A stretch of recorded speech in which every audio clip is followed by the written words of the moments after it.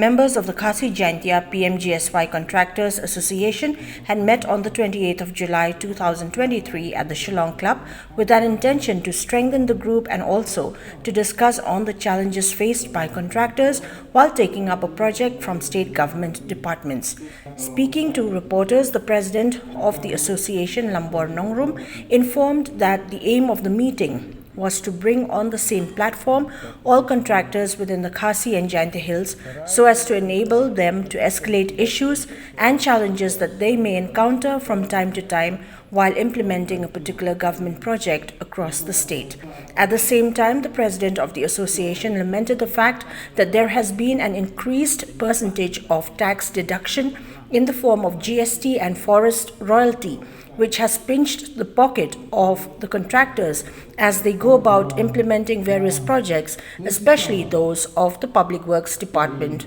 of the state. Karajungi kum ka Khasi Jaintia PMGSY Contractor ASEAN ka Bangladesh form ya kena ASEAN au bunai Jun arpoi tarik jam tas ni la khot lang ki khot jong ki balong ki contractor jong PMGSY na kadau ba sibun ba ki jing ki ba kum ki contractor ki kenduk la dang sim nadu ka jing sya ot jongi haki tax ki ba per masumudun no mensua hakapuah bengisanya ke tandal ngisanya hakarit ke ba khat R% ka GST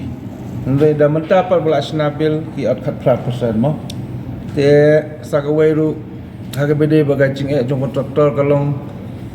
hakitu kisnam bagi po balet habagi khot tandal kamot kim dapan hadu kata-kata jingdan kam na itu ki khot ki selagi dokumen te nak leng jui ka asyan ngilawan kendo ru ki ofsar kamtam yo empower officer boleh klik duk jong ka PMGSY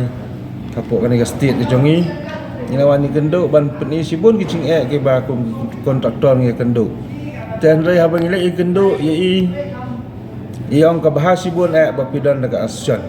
namal dawan personal marwai kontraktor ngone tu ma iru nomla ban solve problem jadi nak kata perlong yang bangin let no daga ka group kan ka bangi form ya kan ka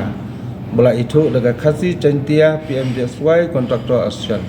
namar ki sagaro ki ladon la kacong ka ASEAN joki PMGSY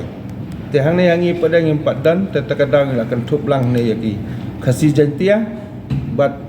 leng ba kan ka ASEAN ngin lek ban pen sngau saga sarkar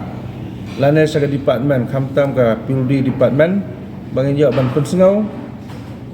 hakabede bat sibun ba ki jing ki ba kum ki kontraktor ngi kendo nakapo sakapo